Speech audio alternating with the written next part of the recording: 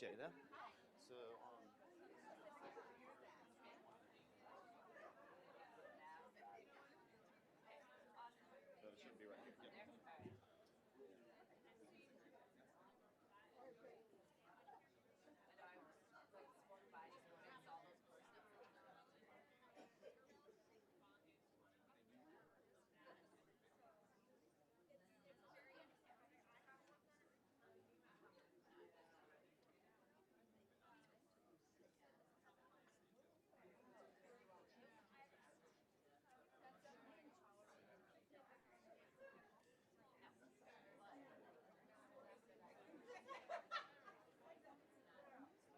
should be right here.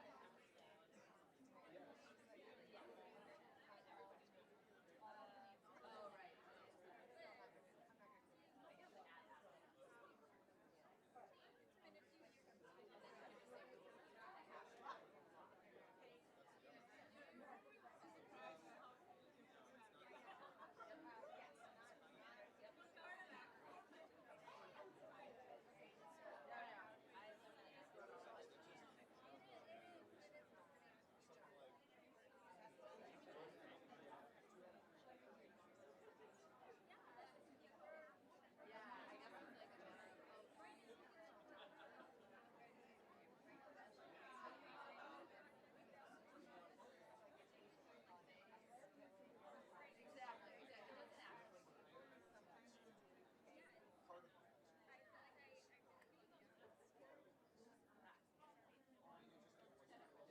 All right, I just got the nod.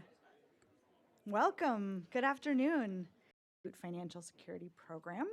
And we are so pleased to have you here with us today. This is a great crowd and online, we're live streaming as well, for the release of our new report together with the Consumer Insights Collaborative. And in addition to shedding light on what families need to thrive, this report actually also represents a brand new process. A coming together of 9 leading nonprofits to collectively examine the data they have about the financial lives of the people and the families they serve. And from this process, we have collectively developed some fundamental insights about the nature and importance of short-term stability as the foundation for longer-term security and well-being. It's been a wonderful experience to work with these 9 groups, all of whom are here today, and I think at the absolute end of the session, we'll have them all stand up, so if you want to chat with them, you'll know who they are. To work with them over the past year, and the work has been made possible by the generous support of both the MetLife Foundation and the W.K. Kellogg Foundation. So this event represents not only the release of our first report together, but also our first public event highlighting the work of this collaborative and its novel approach to developing insights for the public good. Today's event is being live streamed, and we will be live tweeting from @AspenFSP, and we encourage everyone to join the conversation and submit questions throughout the event with the hashtags AspenCIC and Stability Matters. And we also ask people here in the room to please silence their phones. So first on our agenda today is a conversation between Ida Rademacher, leader of the Financial Security Program, and Evelyn Stark, who leads the financial health work for the MetLife Foundation. And then we'll hear a presentation on the report's main findings from Shada Elmi, a research manager on our team at FSP.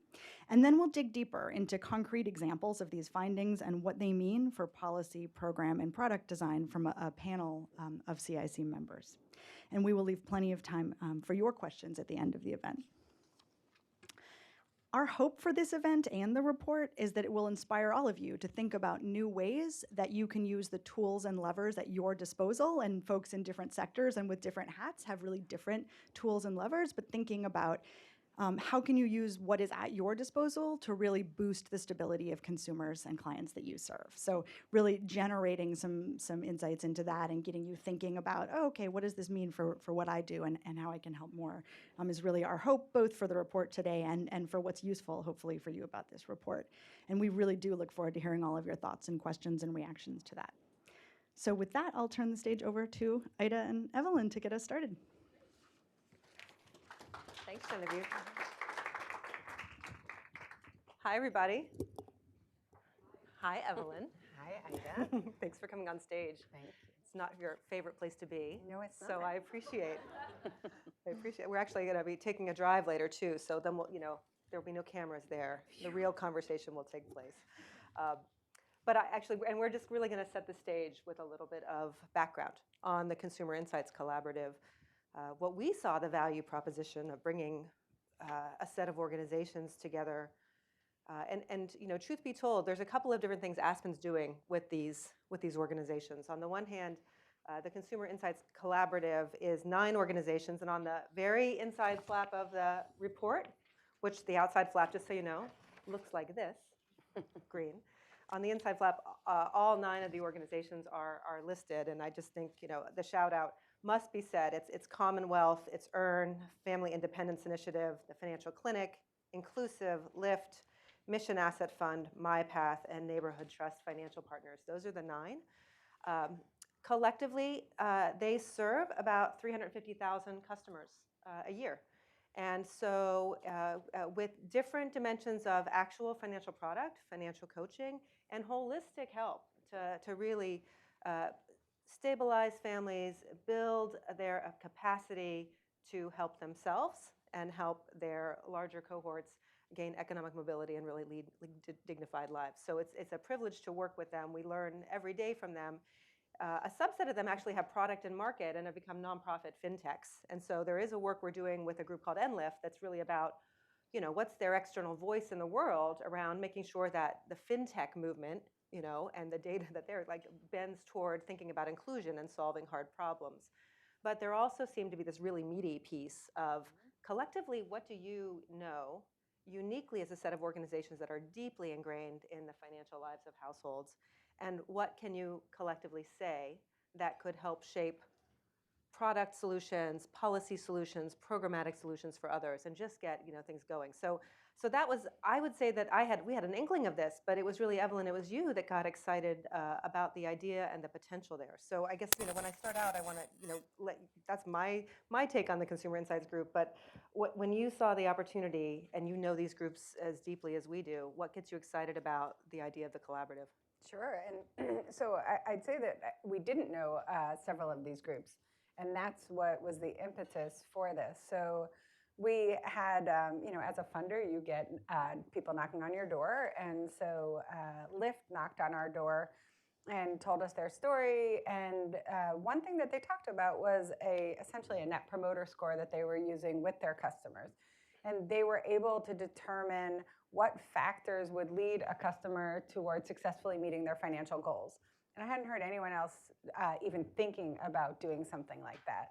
And so serendipity called, and a couple weeks later we met FII in a coffee shop, as you do, and looked at their website and saw all of this other great data, much more social oriented, and that got us thinking, how come we don't know any of this data and this research? And why doesn't everyone else know about it too? So then I talked to Ida, who assured me that everyone else knew about it except for me, but that indeed there was probably a lot more power in pulling things together, and not only looking at national level, not only looking at survey data. And I work in the international side as well, and 15 years ago, we used to do a program called the Practitioner Learning Program.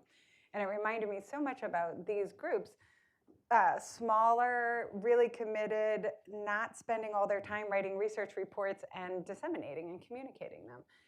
And so once again, when you and I started talking, this just seemed like, wow, this is a great group of people. They're practitioners, they're on the ground, they're not academic researchers, but then telling the story as a collective would be stronger. Yeah. And I think that's where you got roped in. It's usually where we get roped in, and happily so. And I think what's also unique is each of these groups has a pretty sophisticated capacity for data analytics. Absolutely. And is learning more and more all the time from each other about what to do with that. And I think even just this morning, we then had a meeting between those 9 groups and a whole set of different private sector and agencies and other folks thinking, wow, how do we drive broader sets of inquiry around the kind of insights there. So the second, I'm going to switch us a little bit to kind of, we have this collaborative, we have this amazing kind of group like, I kind of feel weird talking about you since you're all in the room. But anyway, you know.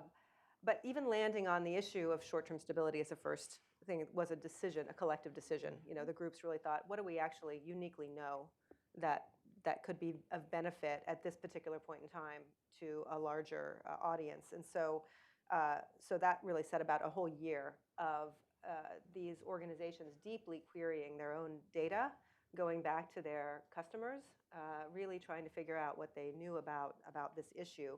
So, you know, Evelyn, you've been part of that process. What resonated for you in terms of that whole focus on short-term stability, and specifically because it is just part of a broader portfolio for you at MetLife? Yeah. So I think, you know, it makes common sense that you need short-term stability to really think about the long term. But what did that mean? And what were the drivers for short-term stability is obviously a lot harder to come at. And, you know, I think we hear a lot about people thinking about retirement savings, people thinking about goal-based savings for specific focus areas. And this just distilled so much into it that if you don't have the short-term stability, then thinking about these other things is a next level issue.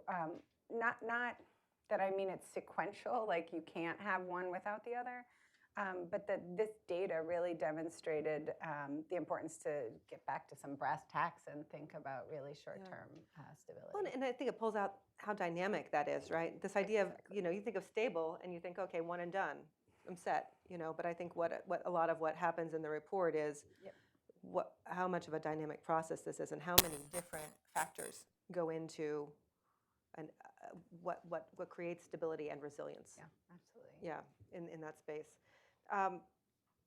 You know, I'm wondering, it obviously keyed off, and if you've read the report, and well, for most of you, it only came out about an hour ago, so you're a speed reader. But I really encourage you to dig into the report. It is true, I think, that what looks on its face like, oh, of course everybody knows that, but you know, there's really a lot to dig into there, and to think profoundly about, you know, like the issues that we'll talk about, predictable, you know, cash flow, consistent cash flow. What does that actually mean in somebody's life, and how do they get it? It's not just about earnings. There's a whole bunch of dimensions of that, but you know, but it's also teed up a whole bunch of additional kinds of questions this group might want to ask together. So when you think about, you know, what they've done so far together and what's the potential of the group, what gets you excited? Are there big ideas? Are there next steps that you'd like to see?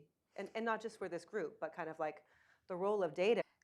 Yeah, so, you know, I was lucky enough to spend the day with the Financial Lives of America yesterday, and so I kind of know where they want to go. But, you know, all of it is based on this deep understanding of where their customers are. And that's something that I think continues to come up. You know, it started out as learning about two data things that the two groups were doing, and then finding that, of course, everyone else had really great data and really rich data, and what they can do with it. Everything from measuring impact to looking at new products and services. But I think, again, you know, we always talk about this power of big data, and yet many organizations don't use their own data, full stop.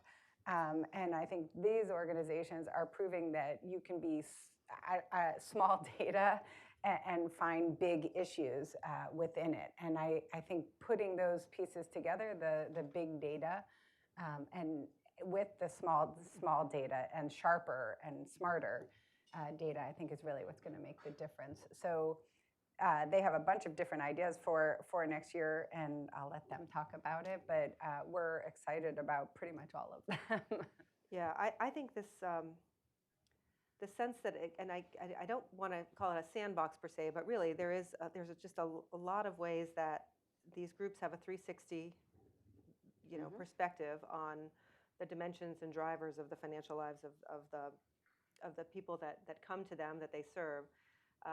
If the work they do together can just help a broader set of organizations, public, private, independent, ask more more specific questions, more on-point questions, formulate more kinds of hypotheses. I really do think that one of the things that's big for me about this report is the new kinds of hypotheses that we might have about what really helps households with economic mobility. And that is a question that people are asking in the education field, they're asking it in housing, they're asking it across a set of fields. And so the fact that financial services and the financial, just looking at through a financial lens at somebody's life is actually going to help a whole number of fields potentially ask different kinds of questions about the solutions that are out there is exciting to me. Yeah, absolutely, and I think where I also see it going is partnerships, either on data and back end, or partnerships in person, to bring groups together, to bring knowledge together on what drives well-being. So. Are there new kinds of questions that the work is raising for you? Like, you do this work internationally as well. I don't know if you see parallels or opportunities, but are there new things that are coming up for you as you've watched this group form and what the potential is? Well, anyone who ever gets email from me probably knows that I do this, but where I think this is most important is I'll be pinging this document across to other people. I make introductions across from it. I think this is, again, I go back to the fact that, hey, how come I didn't know this cool programs were doing such neat things, right? We all are inundated with data and information, but you really need it to be handed to you. You need someone to tell you, no, this is actually good stuff.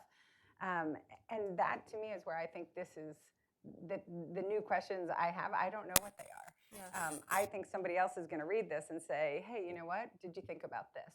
And that's where I think the power in this kind of work is just continuing to question the data, to question each other, and to question our assumptions. And I think this does a nice job of doing all of that. Yeah, well, I totally agree. I think you've got the SHED coming out of the Federal Reserve, you've got the Financial Health Pulse at CFSI, you've got Asset Scorecard from Prosecute. You've got a lot of different tools that are out there, along with this new ongoing body that can query its data and push forward. My hope for this is that it really continues to keep at the forefront of a national conversation, what's really creating barriers and facilitating, financial improvements and betterment of people's lives, and this goal of dignity and choice and freedom, that people want in their financial lives and for their whole family is something that I think can come out of this work and the collective conversation we can help to ignite with this work. So we're going to get off the stage now. I want to thank you again for the support for the work and for agreeing to come up here and talk a little bit to kick it off. And then what we're going to hear from next is from Shada. We're going to go through some of the key findings of the report and then really hear some of the members of the collaborative dig into some of the specific findings in a more broadly dimensional way. Thank you. Thanks.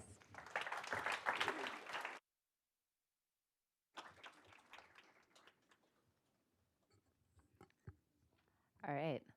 Thank you, Ida and Evelyn. Good afternoon, everybody. I'm going to be providing a broad overview of the findings from our short-term financial stability report. I know that most of you have not yet read it, but it is available online on our website as well. And then I'm going to get out of the way. Jen's going to come up, and you're going to hear from 3 of our great members from the CIC. I work on Aspen's FSP's Insights and Evidence team, which coordinates research initiatives to better understand the financial challenges and the opportunities that are faced by families in America today. Our work amplifies new data sources and findings to inspire new programs, products, and policies that help more people achieve financial stability. Apologies, I lost my clicker. Great. So as part of that effort, we actually convened the Consumer Insights Collaborative, or the CIC, an effort across these 9 leading nonprofits to collectively understand and amplify data across the financial lives of low and moderate income households for the public good. You can see the logos for the 9 members right here, and Ida had also mentioned them earlier. These nonprofits are doing financial services and support work, giving them a unique data set and a great vantage point from which we are all learning together. The report that we're releasing today is the first report from the CIC. To create it, we worked with each of the 9 groups to collectively develop an understanding of what short-term financial stability was, based on the quantitative and the qualitative data that each of these groups could bring to bear. I will also highlight that you will see 3 of them soon, but again, all 9 groups are represented in the room today. Before diving into the findings, let me provide you all with a few definitions that are used throughout the paper. Short-term financial stability means having enough of a financial buffer or a cushion, broadly defined, to cope with everyday financial shocks while still progressing toward longer-term financial goals. The report is structured around 4 financial cushions that the CIC members identified through their own data as being important to the financial lives of the individuals and the families that these organizations serve. Specifically, having routinely positive cash flow, where income is typically exceeding expenses, liquid savings, such as money or cash, money held in checking and savings accounts as well as cash, having access to high-quality credit, as well as social capital. What I'm going over today at a high level, you can read more about all of this in the report. This is all coming from the data from the CIC members about the barriers that the low and moderate income families that they're working with are facing when trying to obtain short-term financial stability, as well as the strategies that their consumers use to boost short-term financial stability on their own and the tools that they access, some of which from the CIC themselves through their frontline work, know can increase the success of the consumer's own efforts.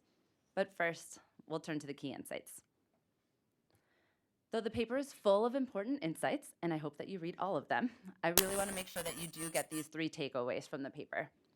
First, that short-term financial stability is the foundation to financial security and well-being. You may notice that that is why it is titled that. Acquiring and maintaining short-term stability requires financial cushions, which protect people from shocks that would otherwise detract from progress towards their own long-term goals. And lastly, that routinely positive cash flow, again, income that exceeds expenses, is the cornerstone financial cushion and therefore a really critical part of financial stability. Our panel will speak, I'm gonna step back. Our panel will speak to this final topic in depth. So for now, I just wanna underscore that there are many ways that households can achieve this, and though having a good job with great benefits is a critical way that many households are able to have that routinely positive cash flow, it isn't the only way to do so. While it's intuitively clear that the availability of resources such as routinely positive cash flow and the availability of liquid savings can prevent immediate material hardship, it may be less broadly understood that short-term cushions are also key to long-term security. The green figure at the bottom here shows and begins to make that case, demonstrating that a person can move from financial instability to short-term stability and eventually, hopefully, to long-term economic security. Financial cushions are a large piece of that puzzle by both protecting people from financial shocks, which can be something like a medical bill that comes up unexpectedly, but they can serve as a foundation too for those longer-term goals by providing a material basis that they can then use to invest in broader financial security. Lastly, the same financial behavior leads to short-term and long-term outcomes in a virtuous cycle. Building a small buffer can act as a behavioral engine, reinforcing actions like getting small savings together that can then create longer-term financial security for these households. Barriers to short-term financial stability really are essentially the lack of those financial cushions that I just described. CIC members observe that consumers experience financial instability because of a lack of financial cushions, especially positive cash flow, liquid savings, and access to high-quality credit. Systemic forces, including racially biased asset building policies, have prevented many people of color from becoming homeowners, and restricted access to bank accounts for others have also that are specifically designed to protect assets, also impact the availability of these 3 financial cushions and their availability in particular for individuals with few resources and for people of color. These financial cushions also reinforce each other. So just as the availability of having one financial cushion can improve the likelihood of having others, the reverse is also true. When one cushion is missing, the likelihood of missing others greatly increases. Given all of the barriers that I just outlined, it's no surprise that families have to put forth significant effort in order to try and combat this, in order to try and build their own financial stability. The Consumer Insights Collaborative members see consumers successfully creating financial cushions through their own main strategies, 3 of them. Income generation, through self-imposed savings rules, and leveraging social networks. The first, generating more income, involves finding ways to create positive cash flows. This can be through a variety of options, again, potentially finding a better job, a better paying job, engaging in regular entrepreneurial activities, seeking out ad hoc supplemental income, so thinking about selling something that you have or providing services to people in your community, perhaps having a yard sale, helping neighbors with odd jobs. The second strategy, that of creative saving strategies, includes using self-imposed rules and restrictions to help build savings cushions. As we document in this paper, individuals deeply value and know the importance of savings, and they go to lengths to try to build those financial cushions for themselves. Examples of these kind of barriers that they can create for themselves are creating a compartmentalized fund that can help them keep their savings goals top of mind. You can imagine just naming your savings account, or even just having a jar that has the name of what you're saving for can be a really important motivational technique too. You can also create barriers to block savings, so making it more difficult for you to access your own savings account, whether that be opening up an account that's far away, and then ripping up or cutting up the ATM card that you would then have to physically go to the location to be able to access it. People have a lot of very creative strategies, and you can find more of them in the paper. The final consumer strategy discussed in the paper is that of tapping social capital. Many CIC clients talk about the ways that they use their families and their friends as a means to help them become financially stable. One CIC member found that those with higher levels of social supports are more likely to report an increase in both income and their net savings over time. Both of these are important financial cushions.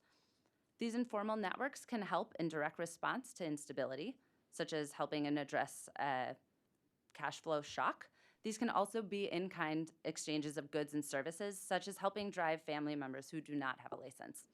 In these ways, many consumers create a patchwork of their own creative efforts to try to become financially stable in the short term. But we know that there's often limitations to these efforts, and that effort and ingenuity aren't always sufficient to help low and moderate income consumers become financially stable at scale, when the barriers that they face are often so great. For this reason, I will briefly turn to 3 types of external tools that CIC data have shown to help consumers achieve more with their own efforts. These supports include cash infusions to boost stability and earnings capacity, savings products and services, as well as access to high-quality credit. Cash infusions can come from a variety of sources, including nonprofits, some of the CIC members included, as well as through cash assistance, which can help lower expenses or raise income through different programs such as SNAP, the Earned Income Tax Credit. I think a lot of people are thinking about this right now because of tax time. Nonprofits can also infuse cash to create stability, and you'll hear some more examples of that shortly. Utilizing certain savings products and services are a second way that the CIC supports their clients. And this can include automatic savings transfers when you get a direct deposit, using club savings accounts, or having a specific savings pocket attached to a prepaid card, so when funds are available, you can just automatically or manually move money into a savings pocket. The final support that households are often using to improve their stability with the help of others is that of access to high-quality credit. So individuals may not always be able to access the funds that they need on their own, and they may need a loan. But whether their credit score can support that is often a limiting factor. Some institutions, such as community development credit unions, are able to have more flexible underwriting that can help support the needs of low and moderate income families. Financial coaching also has a key role to play here by helping consumers address issues on their credit reports. I'm wrapping up, I promise. Across the US today, financial security is out of reach for far too many low and moderate income households. The insights shared by our CIC members in this report detail the barriers to financial security that these households face, as well as the various pathways that consumers and external organizations have shown to improve short-term financial stability for these households. The key messages that the paper underscores are these 3 that I've already gone over. Many programs and policies prioritize long-term well-being for consumers. However, this report makes the case for the importance of short-term financial stability and thus ends with 2 calls to action. We ask readers to use this report in 2 ways, both to apply our insights about stability and security in their own work, and to expand on our insights with the consumer data that you may already have access to. The vision is that data-driven insights can catalyze the development of programs, products, and policies that help more people achieve financial security, and that these insights will inspire more people to use their data for public good. I encourage you all to read the report in full to see examples that I alluded to here, as well as opportunities to move this work forward. Additionally, again, some of you may have data that you have access to. We would love to hear about it. We'd love to hear from you, and we can obviously talk after the panel. For now, that concludes our overview of the paper's main findings. And for now up, and she will be introducing everybody from the CIC as well.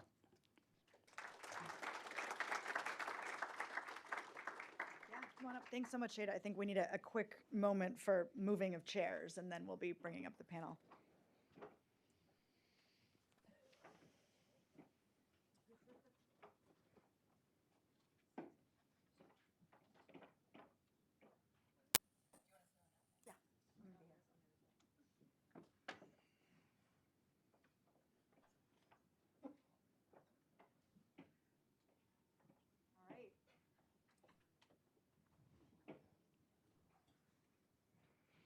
So thanks so much, Shada. It was great to just kind of get like a quick punchy, because we just released the report today. This is our big picture takeaways collectively, but there's so much richness in people's financial lives that really underlies those high level findings that Shada just shared. And that's really what we're here to talk about now.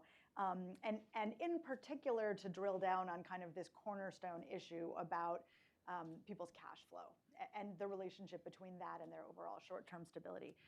And so to do that, I have with me Tim Lucas, Director of Research for EARN, Sophie Sahoff, Chief Program Officer with Lyft, and all the way to my right, David Henderson, Chief Technology Officer from the Family Independence Initiative. And even though they really just want to get into the lives of their families, I also really did ask them, and we'll get to this in the first question too, they all work actually in pretty different contexts, even though at the end of the day, we all kind of have the same North Star of improving the financial stability and security and agency of families. The way they do it and who they work with is different enough that I do want them to talk about that a little bit in the context of how they know what they know and who they work with and how they're thinking about their mission. So to kick us off, if you could each talk a little bit more about this concept of routinely positive cash flow. Why is it so critical in the lives of the families that you work with and serve? What does it look like to have or not have income that exceeds expenses? What choices does it force? What opportunities does it open up when people have it? So we'll talk about that, and then a bit later we'll move into the sort of the strategies issues. Okay, hi everybody. Thank you so much for having me today. So EARN powers a web application called SaverLife. SaverLife helps people, incentivizes people to build a habit of short-term emergency savings. And it does that through matches or through prize-linked savings. So the idea would be, and you could all try it if you'd like, you go to saverlife.org, you fill out a few questions, and then you link your existing savings account. So we monitor how you're doing in that account, and when you save, we'll send you a digital scratch card. You can win extra money, or we'll do matches, things like that. And so what that gives us is a lot of data into the financial lives of our customers or clients. And what we see is that people on our platform who, when they're able to save, really, when their income is higher than normal, that's really a huge indicator of them being able to put money into their savings accounts. And so, you know, the vast majority of our consumers are very low income, mostly 50% AMI or less. And we see that, you know, savings opportunities are few and far between. So income is only higher about a third of the time, but when it is, people are actually able to save at higher rates than the average American. So we're really excited about that. Great, thank you. Sure. So I'm Sophie Sahoff. I work at Lyft. and I'll tell you a little bit about our work and then about how we think about this with an example from one of our parents. So we believe that if you want to invest in children, it's really important that you invest in the parents because they're a key determinant of how the children will do, and you can get double the impact. So we work with parents of young children. We do a financial and career coaching program. Parents work with our coaches for anywhere from a few months to a couple of years. And our program is basically structured to support parents with taking their dreams, naming them, and converting them into actionable goals and the steps they can take to get to those goals, and considering what are the different alternatives, the different paths to their goals, and how to pick the best one, troubleshoot curveballs that will predictably and unpredictably come their way. And we also try to infuse small cash into their lives so that they can, as part of their goal funds, to help them achieve their goals. And we try to connect them to their other parents just like them, either as a source of support or to get ideas from, and the like. And so what we see, and I think others alluded to the US Financial Diaries, that there's just a lot of instability that the parents we work with are confronting. They're hovering around the federal poverty line, below, a little bit above in some cases, and that's just a place of ups and downs. And so there's a parent we work with in Chicago who came to us a couple of years ago, was working part-time, was in school, had already completed associate's degree, but wanted to complete a bachelor's degree as well. And she had a 1-year-old kiddo, and obviously childcare is a big, important factor for her life. And all of a sudden, because of paperwork, her extended childcare fell through. And this kind of put a really thorny situation on the table for her, which meant she wouldn't be able to go to her job in the evening or her course.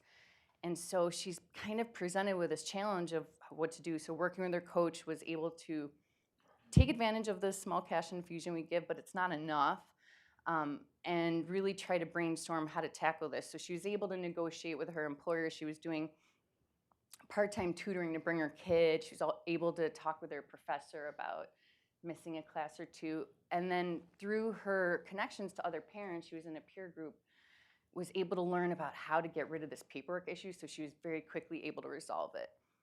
So I present this case as one in which you could see where the instability, where that curveball could have just derailed, and you could see maybe you dropping out of course, maybe not finishing that degree, having the debt that comes with it, but not the higher income, losing that job. And so there are all these counterfactuals of what could have happened if that had derailed her, and I think we see that's not the counterfactual for a lot of people. That's actually the reality, and it's really hard to pick back up.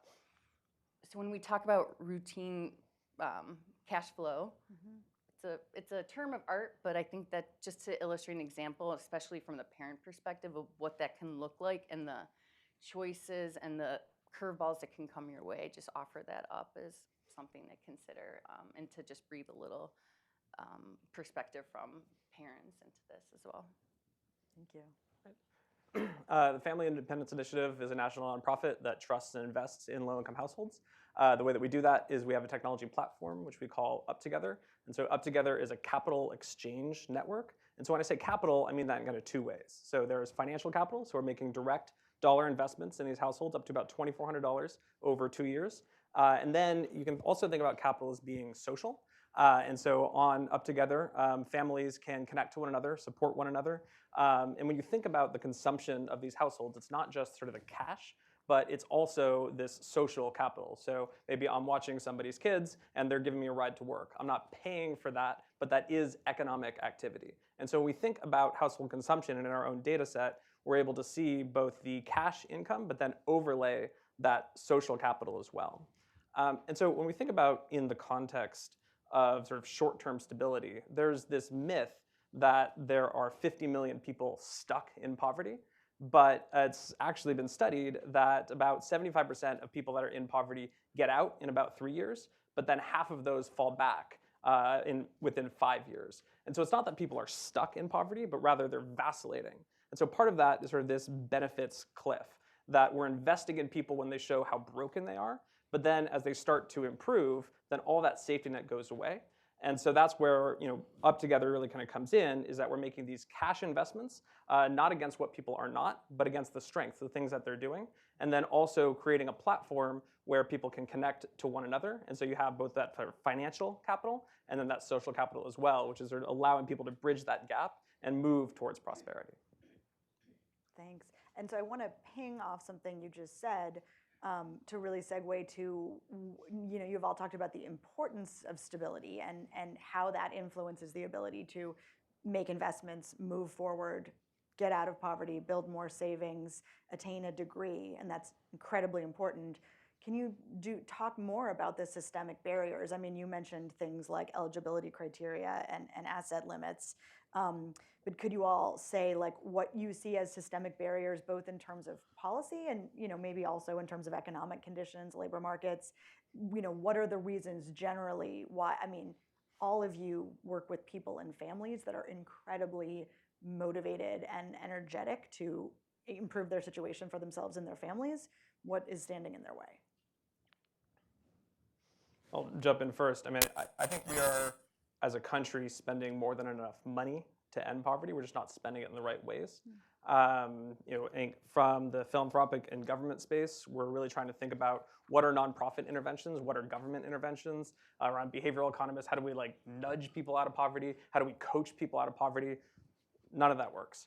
In these communities, people are, they're showing their initiatives. People are starting jobs, people are supporting one another, people are watching each other's kids, but we're missing the opportunity to direct all that philanthropic and government dollars directly into the hands of families. So from where we sit, really it's a matter of redirecting the dollars, sort of getting rid of that middle layer, and just going straight to cash infusions, because otherwise people aren't stupid. They know what works for them, they know what works for their families, just invest in that. Yeah, I'll second the people aren't stupid thing. I think we saw when we looked at what people did with their tax refunds a year ago, the money went to, and JP Morgan Chase has put out amazing data on this as well. The money went to paying off credit card debt. It went to paying down medical loans and or paying for overdue medical treatment. And so that's like money really well spent. And it was amazing to see. It was amazing to see how people who received the earned income tax credit spent that money versus people who didn't. So we are super supportive of the expansion of that, and California is talking about that in a big way right now. And I gave this example this morning, so I apologize for the people who are hearing it for a second time. But during the conversation about expansion, one of the ideas that was on the table was maybe it should be doled out monthly. And when we asked our members if they thought that was a good idea, it was like a resounding absolutely not. People, $100 a month, $50 a month, helpful, but not nearly as helpful as $1,200 right up front. Mm-hmm. And so for us, it's the ability to connect the voices of our members to the policymakers that we're so excited about. So if there's anybody in the room who wants to test ideas on the actual people, these ideas are intended to help, please reach out. That's great. That's a great offer. Yeah, and I think one thing that is really important for parents that we work with is childcare. So in the state of Massachusetts, it costs, on average, $20,000 for childcare. UMass Amherst costs like $17,000 for tuition, just to put it a little bit in perspective. But that's a huge amount of money that presents a really hard choice for a lot of parents of, do I go into the workforce or not? Can I afford it or not? And what's the opportunity cost for all of those parents that don't have the choice, have to stay home in terms of lost income gains, in terms of lost income potential from those years they're out, have to get back in, and they're not making it at this, the cliff, the trajectory flattens a little bit. So I think there are social safety nets that are just not relevant for the century we're in. They're relevant for the past century. And the demographics and things have shifted so much. There's so many reasons. There are policy papers on this, but childcare is a huge cost and it stands in the way. And I also agree that the more we can invest directly in our parents and think of them as an investments, that that we can unlock potential and leverage the things they know they want to do. Well, I take a little issue with some of your framing of the programs out there, but but I think everybody is supportive of the idea that taking away barriers in front of benefits, the hoops you have to jump through for TANF and SNAP, they waste money of the government. They waste time of our citizens. And so just whatever we can do to make that money get into hands of people more efficiently and at bigger amounts would be of huge value. Yeah. Can you all talk a little bit more about how, I mean, I think you're all using your data to really understand the strengths and opportunities in individuals and families, and that's the approach that you're taking in terms of the services that you offer, is like how to leverage those, make it as easy as possible, be as supportive as possible for people to do the things that they need to do for themselves and that they want to do for themselves. Can you give some examples of maybe both the strategies that you see people kind of successfully using and wanting to use, and then your interventions and how those can work together in terms of, you know, what you're doing and how you see that, you know, either removing barriers or just kind of leveraging the impact of what people are, you know, already know that they want to do in their own lives. I don't know if you might want to start with that, David, because you have so much information on the economic activities that people are engaging in, and then what they're doing with the cash infusions that you're giving them. Yeah, and you know, when you think about sort of short-term instability, we see different strategies. So some of those definitely are social capital, which I mentioned before. But also we see a lot of people engaging in sort of small business activity. When I say small business, I don't mean that they have an EIN and they have payroll, but rather these are sort of informal on the books. And you know, Aspen's done some great work around income volatility, and we've seen in our own data set both sort of high degrees of income volatility from a worker standpoint, that you have sort of this, you know, just-in-time scheduling that sort of injects volatility, but then a strategy that we see amongst our households is these side businesses where it's not constant income, but rather as their sort of regular employment wages sort of dip for a week or dip for a month, then they sort of ramp up these side businesses to try to like create some stability. And so then sort of on top of that, then we're adding these sort of cash injections, which are used in lots of different ways. So some people will use that to sort of capitalize a business. Some people will use that for educational purposes. But I think what's so great about cash is that then there's sort of this nonlinearity of outcome. So we don't think about ourselves sort of just in the financial bucket. And you know, philanthropy has this tendency to be like, I'm an education funder, I'm a health funder, I'm a financial funder. And so with cash, you know, people are sort of achieving all kinds of outcomes. One quick example is in Detroit. You know, there's lots of sort of transportation issues there. We saw a household draw dollars down for the purchase of a vehicle, but we also saw in our data set that this person's kids weren't doing well in school, and we're like, well, what's she doing? Like, she needs to focus on her kids, not on getting a car. Well, she got a car, she's able to drive her kids to school. Her kids weren't making it to school because there wasn't really transportation. And then education starts improving for that household as well. So when you're making these sort of cash investments, you're really investing in the whole household, and then those households are creating all kinds of outcomes, not just on that financial dimension. That's a great example, thanks. Yeah. So on a similar note, I guess, we also try to provide funds directly to our parents in a few different ways. We've been trying this out, one in sort of regular amounts every few months. Other times we've done it in sort of for specific expenses that came up, larger sums, maybe around $1,000. And another time we tried up to like $500 available for parents in a post-secondary setting to use as they needed for anything that with the idea will help them with their post-secondary goal, but they could use it however they wanted, whether it's transportation or tuition or childcare, et cetera. And so I think we think about the power of open use cash without restrictions as having a few different possibilities for our parents. So one is just giving them a little infusion of cash to give them a little slack in their budget. Another is like curveballs do come up, cars break down, and you can't get to work, you can't get to your kids' school. So those sort of emergency expenses. And then another is sort of investing in their future, in their earning potential through school or with or anything that would support their earning potential. And so trying things out in that realm is of great interest to us because we think there's appetite right now in the US and the policy realms to consider this more, and we think that's fantastic and want to encourage that and support that however we can.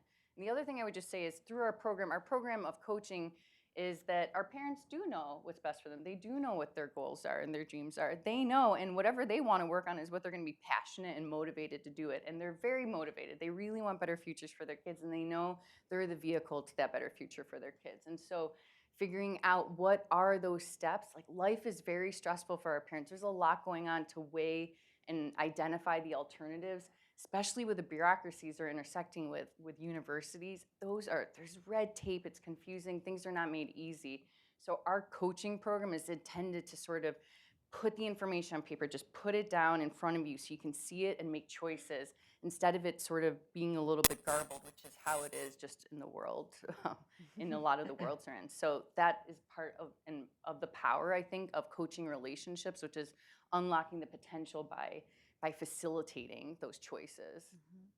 Which is, I think, a perfect segue to then how I want to frame this to Tim, unless you were already going to jump in on that. Please. But in terms of like one thing that struck me, and I was really glad that Shada said this in her overview, from all of your research and how we were kind of all processing it together, is people want to save and they do save, even if they don't fully have routinely positive cash flow, right?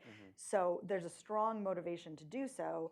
Can you talk a little bit about the way that, you know, your platform can really support and facilitate something that people get and want to do, and you know, how that may be helpful to them in this sort of broader money supports life way? It's not just a financial thing.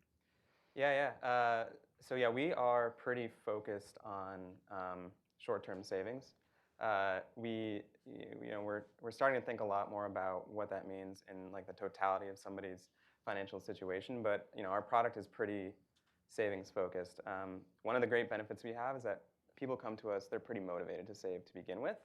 But one of the things that we are trying to do is leverage behavioral economics techniques to drive people to save a bit more than they would otherwise. So one example of that is pre-commitment pledges, where we ask people to save their tax refund up front. We saw, I forget the 23% increase, something like that, in the amount of deposits going directly to savings accounts instead of checking accounts.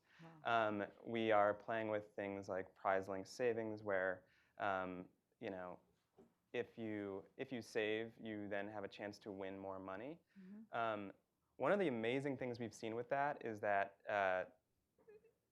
people who went on to save a lot more than people who either didn't play or lost. So now we're like, well, let's test out the idea of having everybody win, you know, and see what happens. You know, if there's any funders in the room, let's talk about that one. Another thing that we've seen just in the data, a lot of times the ideas for these tests come from the data themselves. We saw that people who turn on, let me back up a second. We kind of believe of savings as a verb more than a noun. Yeah. And so one of the key impact metrics for us is the frequency with which people save. And so, you know, we'll see people take money out of their savings account, and our reaction is like, yes, they had savings, they used it, this is great. Let's start again, right?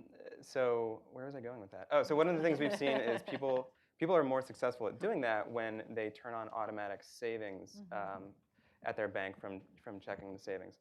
A lot of people are afraid of doing that because their checking balances often hover around zero.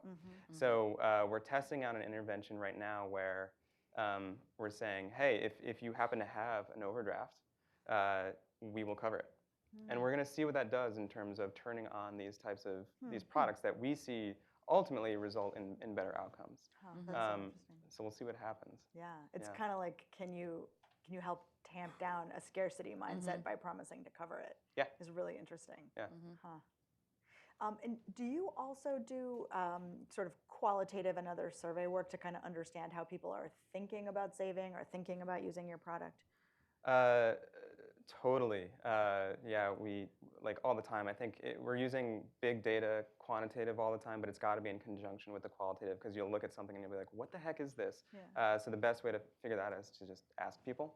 A lot of times we'll begin a research inquiry with just talking to a bunch of people and then try to find data around it. So it's kind of like back and forth. I think.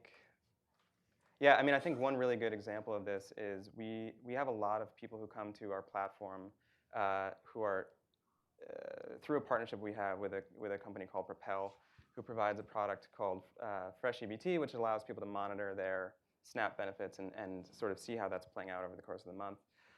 But we saw a lot of people signing up, and then when it came time to link the bank account, often they wouldn't.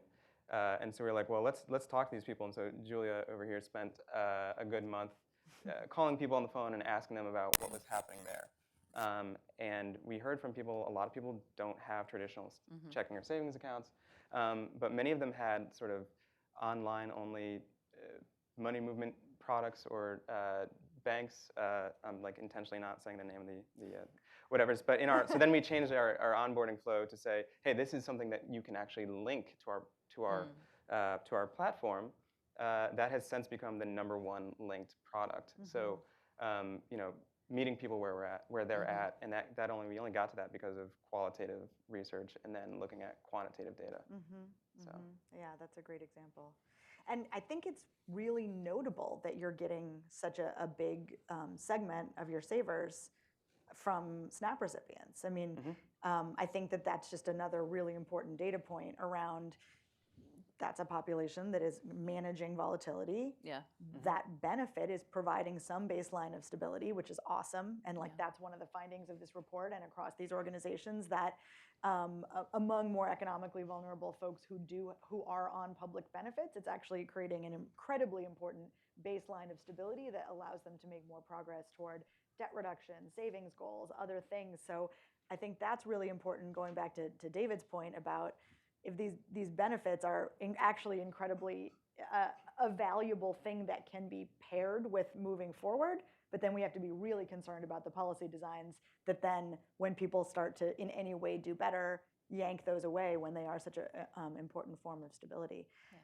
So with that, I want to ask you guys to get into kind of your wish list for either your wish list, and some of you, I would love you to talk about the actual, sort of policy design projects that you're working on, as well as wish list that maybe you're not doing, because given the audience here in the room and online, there may be folks that are interested in trying some of these ideas, about both kind of tweaking the design and requirements of existing public benefit programs, and then your ideal vision for maybe something that doesn't even exist yet. So there's a lot to talk about there. A lot of you are in policy conversations, so just start wherever you want with those. Well, one thing I just want to build off of what Tim was saying, which is the idea of savings being a verb, not a noun, I love, because the parent I was talking about earlier, when she started with us, started saving $2 with every paycheck for a savings account and $2 for a child savings account. And it was really important to her. She really wanted to know she's putting things away, just like little by little building it up. And I think for savings is important for everyone, high income, medium income, low income. It's just even more so when you have more of those ups and downs that can be derailing. But just think it's really important that as we were talking about in our collaborative with the 9 organizations yesterday, that it's not an end state. It's a continuous thing. You're going to go up and down, and that's how it's intended to be used. I think it's important for us to be thinking about it with that nuance.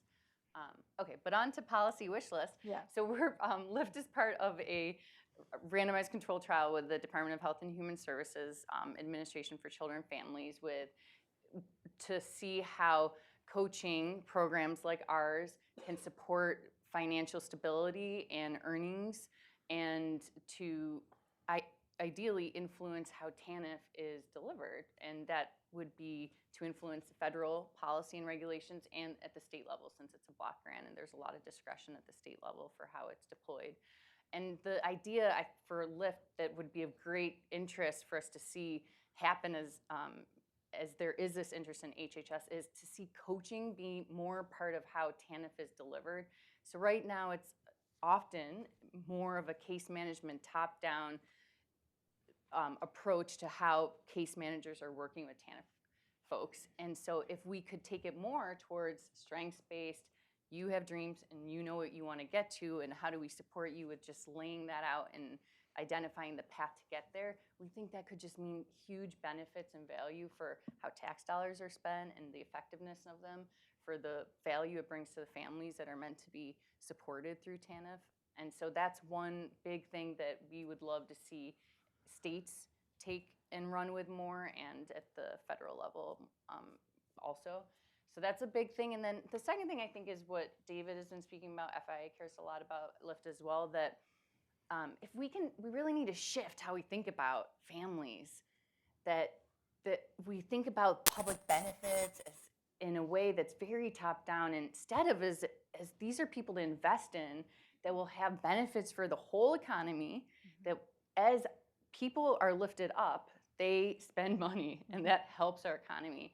And there are just a lot of ways in which there's a lot of reasons to think about people as investment vehicles, and we don't enough. I think if we could shift that way, things like expanding EITC, finding ways to make more flexible open cash available, not making people jump through all these hoops and hurdles, I think it'd be a lot easier to have those conversations. There's such distrust right now in how we look at people that's not merited by data or the facts. It's just perceptions, really. So how do we break through those so that we really shift how we think about people as investment vehicles? And I won't go on a diatribe or more of a soliloquy on that, but I'll leave it at that. Yeah, that's great. Do you want to I'll speak a little bit to sort of current government work that we have going on with FII, and then a little bit about sort of a potential future that we see. So currently, we have pilots in 2 states, state of Oregon and state of Massachusetts, which will be actually just launching this summer. And so both of those are with the respective Department of Public Social Services. And so working specifically with families that are on TANF and then co-enrolling them in FII and into that Up Together ecosystem. And so in Massachusetts, we'll be doing a 3-year RCT.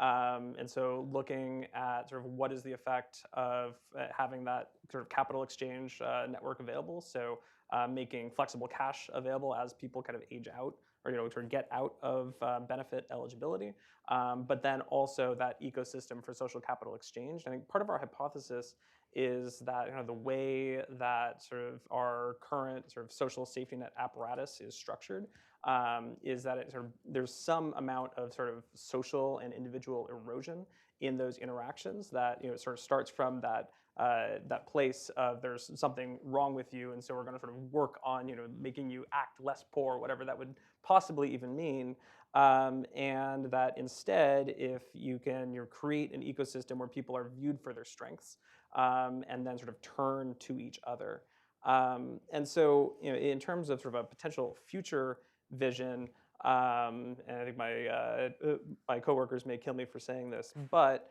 the direction that ideally I would see us go is you have something like Up Together or something like that, where you have this platform where people are on it, you have financial information, you have ways for people to connect to one another.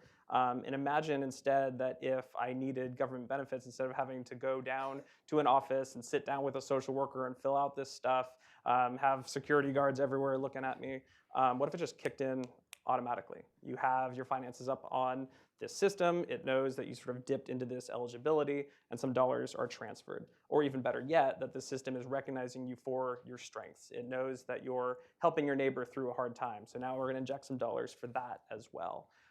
So right now the current work is around what can we do kind of in the confines of TANF and the social safety net as we have it. But I think for me, what's more exciting is imagining outside of those confines and what's possible if you kind of put all of our existing stereotypes aside and think about a real future vision.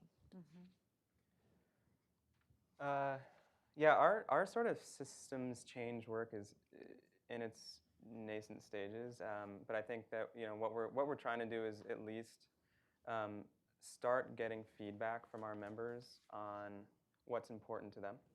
And so one of the biggest things, we put out a survey, and the top response was more predictable work schedules. So I think, well, actually, no, they said more consistent work schedules. And it's a very different answer. We didn't ask about the predictability of work schedules. I wish we had. That was a miss. We'll do it later. So I think we're trying to really drive what we are hearing from our members as is important to them, because we want to basically bring their collective voices together to advocate for the types of change that they want to see. But in the interim, we're also asking them about what we're hearing. We're kind of focusing currently on California. That's home base, and that's where we have the bulk of our members and savers. And so I spoke before about the EITC thing, and sort of everybody's like unanimously kind of like, yeah, EITC's expansion is great, but then when you get into the weeds and how you implement that, the devil is in the details. And so we're trying to help guide that to the degree that we can. Even with little things like the name of the program, a few names that were put out there, we put to our members, and they're like, those are terrible names. So back to the drawing board on that one. But so that's kind of where we are. We're looking to partner, especially in California, with people who are really close to policy, and see how we can help inform by bringing together the voices of the actual people that the policy is intended to be helping. Yeah, so I'm just trying to kind of on the fly draw some threads between what you all are talking about. And the first thing I hear is that stability is really important. Cash infusions, be they through either kind of a more lump sum experience like the EITC, or these other ways that you guys are talking about, either that you do or that exist or could be reimagined in a broader kind of policy benefits context, that they are really central to the question of stability and kind of therefore people's ability to really make those investments in themselves and move forward and kind of get to that longer term and that broader financial security goal that so many sort of stakeholders and constituencies are really focused on.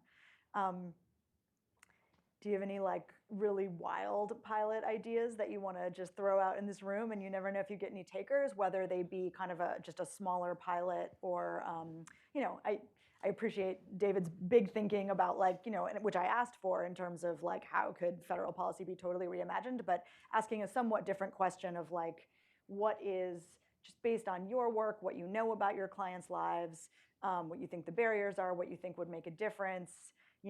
Is there something that you would just love to do the proof of concept around that, that people don't currently have access to?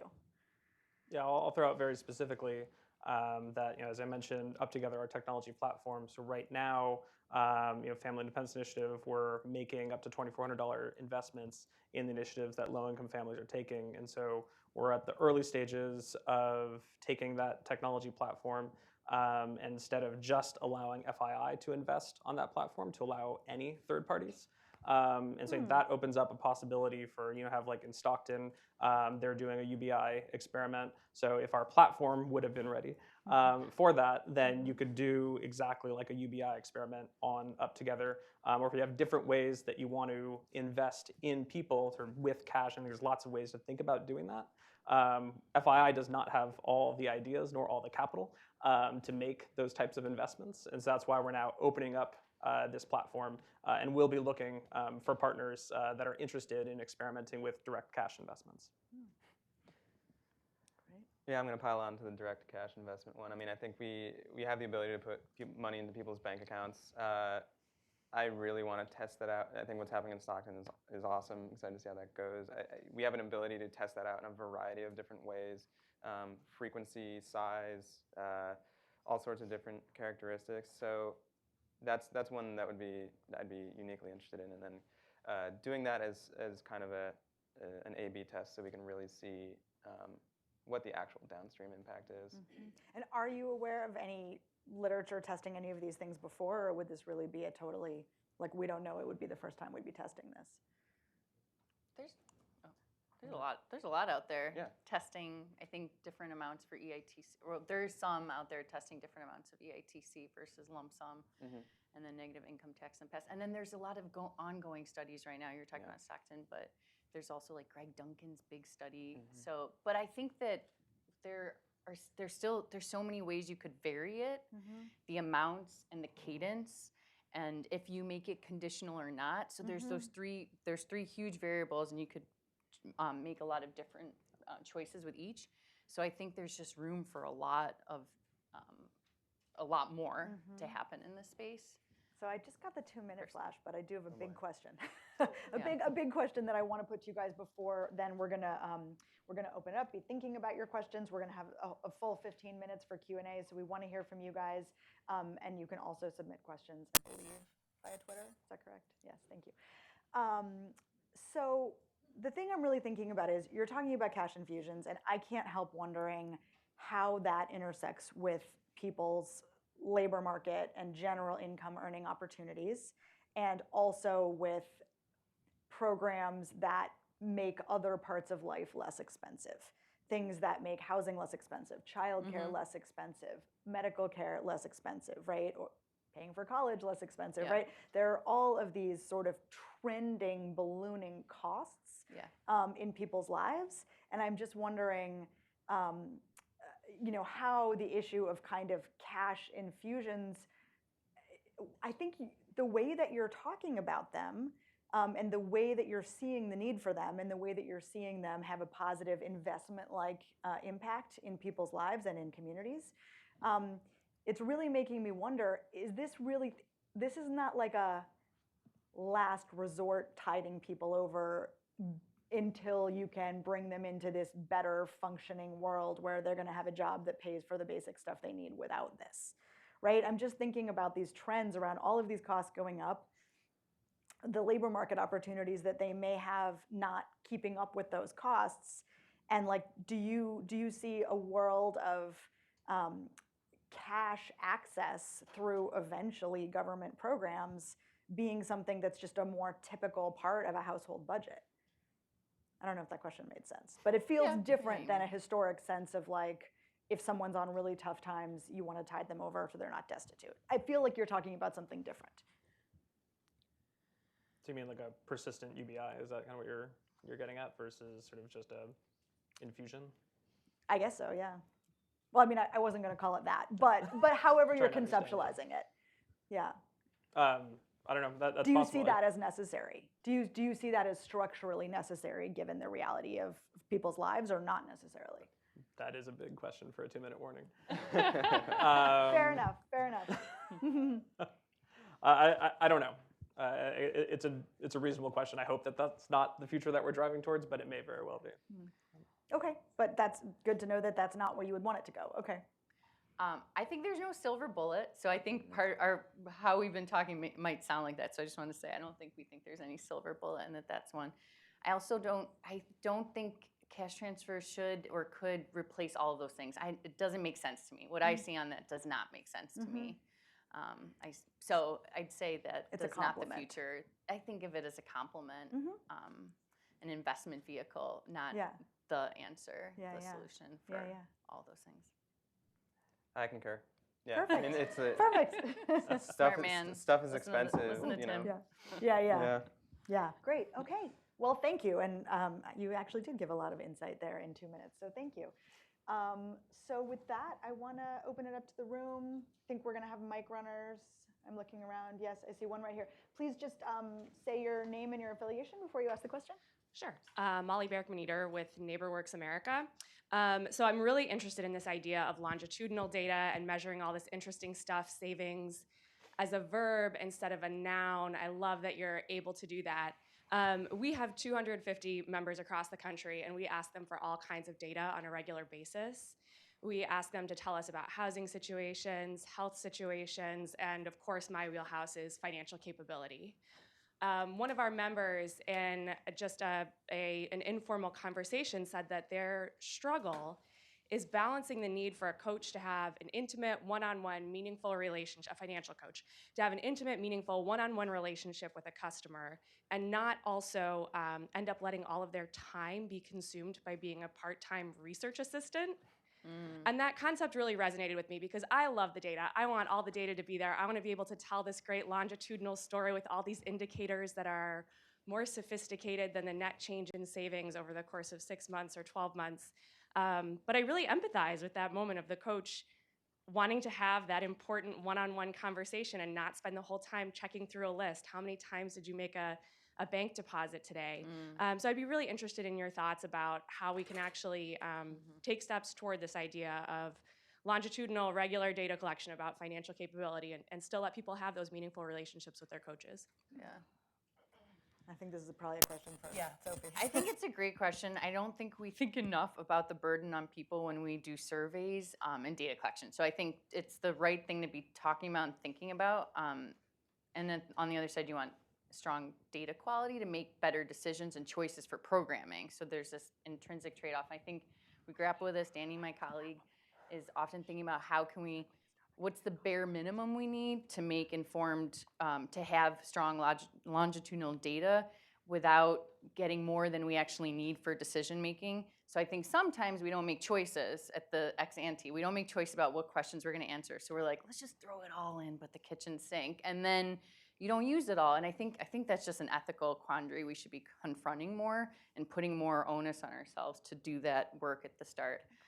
So that's what we try to do. I think we might ask less than you do. We're happy to compare. I think we're in the same building as you guys, and talk about that in more detail through the survey.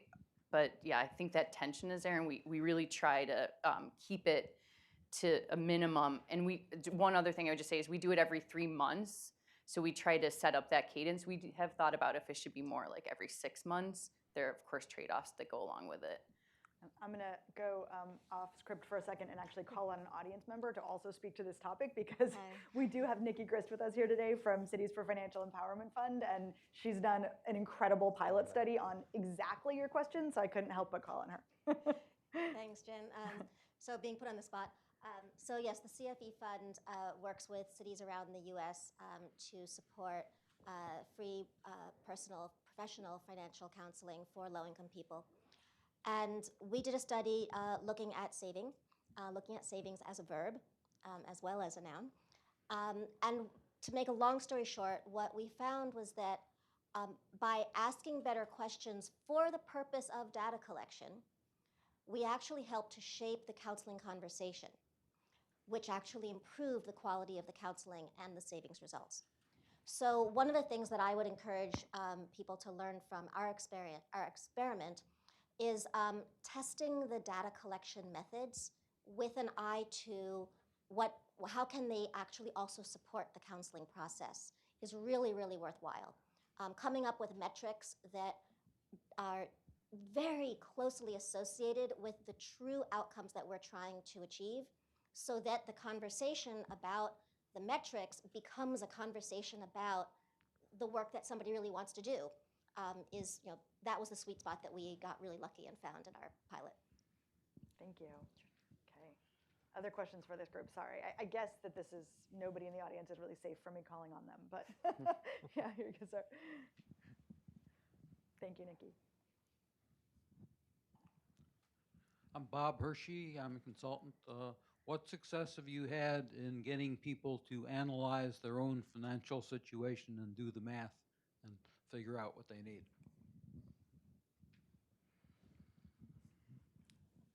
I don't know if that speaks to any of you or the context of what you do. I mean, maybe a slight rephrasing is, to what extent do you engage with families that you serve around, them thinking about their finances? Yeah, I mean, I think low-income people are more acutely aware of their finances, certainly than I am. I mean, there's been good studies around that, low-income people are better at sort of, assessing sort of the true value of a dollar if something's on sale, how far to drive for it or whatever, versus upper-income people that basically have no idea what a dollar is worth. So what success do we have as an organization in getting people to kind of realize that? Zero, because I think they come predisposed to be very well in tune with their own finances. Thank you. Yeah, back here. Hi, I'm Leonaid Jones with American Funds. I guess this question is directed at David and Tim, and the question is about the technology divide and how that prevents your clients from really participating or expanding the number of clients who can participate. Yeah, Can I quickly answer the last two questions as well? Sure. Yeah. Thank you. I just wanted to quickly say I agree with David's point about people having a really great understanding of their own personal financial situation. And that's one of the reasons we saw people not signing up for the automatic transfer type thing. We ask people about their overall financial health all the time. And one of the things that we do with that is, we extract a lot of information out of a lot of people from that, partly so I can come here and talk to everybody here about it, but also to return it back. So one of the things that we're doing is really trying to share people's results back with them when we ask those questions. It's one of the most opened emails we've ever had was when we shared people's financial health data back with them. The digital divide question is tough, and we're an online platform. It is a challenge. One of the strategies we're employing to help bridge that is partnerships with a lot of organizations around the country, like the United Way. So there's a lot of, we have partnerships with in Houston, in Connecticut, Nevada, a few others, where people who are working individually with clients will actually log into our service and use it together. But it's still a big problem. And for us, what we're trying to achieve is helping at scale a lot of people save, and so that meant technology. And so we are acutely aware of that issue, and so we're trying to combat it, but we have a long way to go. So the way that people come on to our platform UpTogether is through their social networks. So somebody who's already in UpTogether then goes and sort of tells their neighbor, tells their friend. And so a requirement of our system is in order to make these cash investments is people need to set up direct deposit, which requires both some tech savvy and being banked. And certainly, there are people who are neither tech savvy nor are they banked. But when people hear like, oh, you can get up to $2,400 cash infusion, they figure it out. Their networks help them with it. We know people who maybe the parent isn't tech savvy, but there's a 15-year-old in the house who's like, oh, look, I'll help you with this. So as long as the value proposition is there, people will figure it out. People are smart. Great. The question over here. Hey, thanks everyone for a good conversation. My name is Mindy Hernandez. I am a consultant working with Prosperity Now and Tim's group, specifically thinking about how do we increase emergency and short-term savings at tax time for those getting EITC refunds. And so I wanted to ask the panel if you could, given everything that you have seen in your data and in your work, have a magic wand and be able to go into VitaSites to increase use of refund for short-term savings, what would you do in that moment? Erring on the side of effectiveness and creativity rather than what is actually realistic at the moment.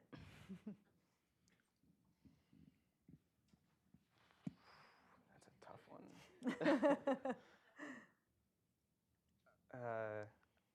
I think one of the main barriers we're seeing is on our platform to saving is people who identify as having a lot of debt. So magic wand, like anything's on the table. Yeah, like debt, massive sweeping debt forgiveness and credit card debt forgiveness, I guess. But that's a serious magic wand. I concur. I think whatever can make it easier. I know we use Save Your Life a lot at Lyft also across our 4 sites. I think in addition to that, that's a critical thing. But then whatever just makes it simple and super easy. And so I think whatever behavioral science informed products we have that we can make useful and easy to understand, the better. Well, and you mentioned that you'd done some pre-commitment work like that around EITC. Yeah, but that's science, not magic. I mean, yeah, I mean that was effective. I think to be more realistic, I think there's a lot that can be done to it. People want to save, and I think we're continuously testing out ways to get people to do that. Yeah. Thanks. I saw a hand back here. Hi, good afternoon. Melissa Coide from FinReg Lab. I have what feels like actually an old question. What are you all seeing in terms of the ability to access transaction products, bank accounts, in terms of do most of the individuals you work with actually have bank accounts at this point? To the extent that they don't, what other products are they using for transactions, and what are the barriers to entry there? And I've had, just full disclosure, I've had some conversations with Lee Phillips about this, so you better have a good answer. Yeah. This is a tough crowd. Does anyone else want to start before I have to? Okay, great. Get grilled first. You good. No, so yeah, we are definitely seeing a lot of people with non-traditional bank accounts. So that's where I was going, is prepaid is a big one. A lot of people use prepaid not only as a way to transact, but as a way to store. And some of the online sort of payment platforms, we're seeing that a ton as ways for people to, that being one. PayPal, Venmo, those types of things, people are storing funds in those types of products as well. Yeah. I think generally speaking, what we're seeing is people don't tend to have one financial product. They tend to have a plethora of financial products, and money is coming into any or all of them at any given time, and money is going out of any or all of them at any given time. And like, our savers are amazing at being able to juggle all of that. I never would be able to. And so, yeah, I think that's what we're seeing a lot of.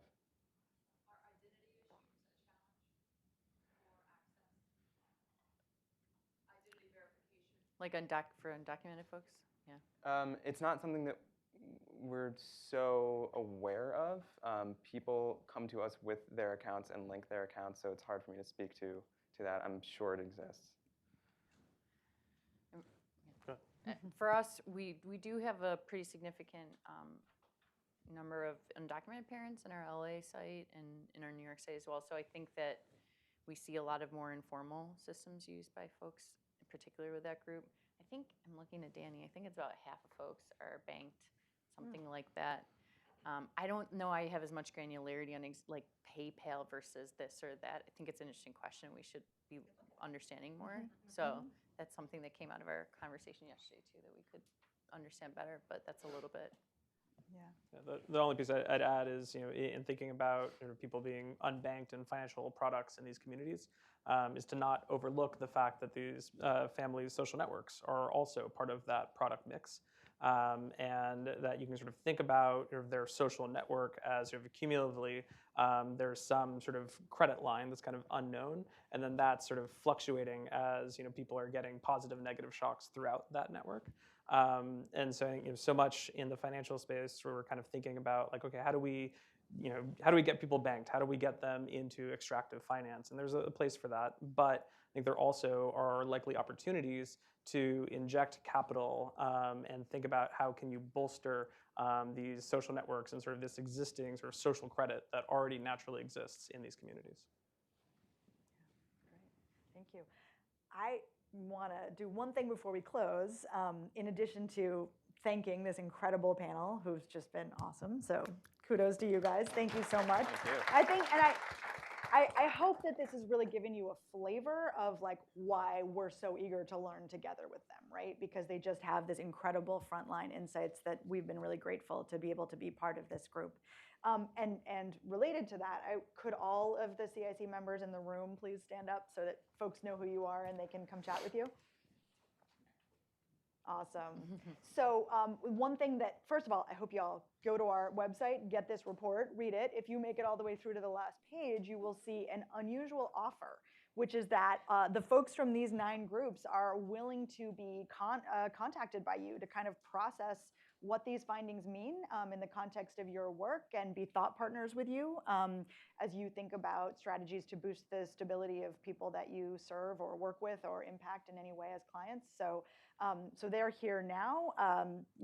Their web links and everything are all in the report as well and on our website. So I do want to encourage you to engage with them. They're an incredible resource for us and for all of you. So with that, we'll close it. Thank you. Thanks for being here today.